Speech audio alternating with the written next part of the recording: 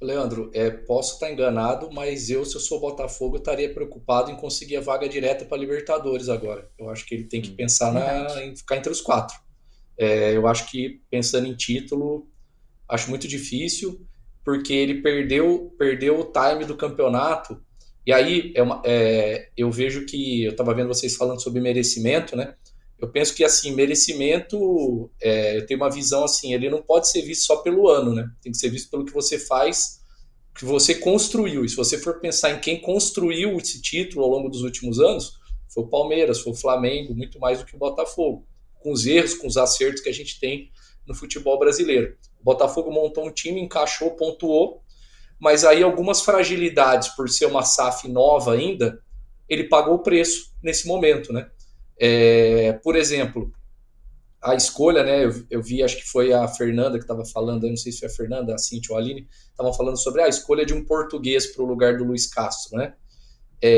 O Luiz Castro sairia, independente de qual clube ele tivesse no Brasil, porque o dinheiro que ele vai ganhar lá foi muito superior.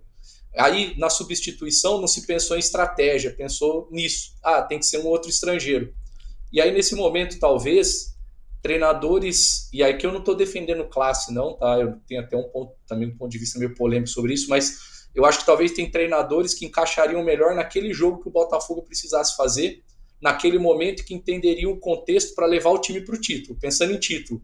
Agora, se você está pensando na SAF, talvez não tivesse que ter trocado o Bruno Lage. Trouxe ele, então pensou em médio e longo prazo. Você Sim. não traz um treinador para conhecer o mercado e para ganhar um título faltando, sei lá, 19, 20 rodadas. Né? Então, assim, alguns erros que foram graves. Por exemplo, a questão de não saber passar para a torcida a mensagem adequada. Alguns jogos no Engenhão, principalmente, eram jogos que o empate era muito bom para o Botafogo. Cuiabá, Palmeiras, eram jogos de empate, que ele poderia mentalmente se solidificar, manter a distância, buscar o título, pontuar. Então, assim, nessa hora, você não soube passar a mensagem, por quê? Porque ainda é algo novo.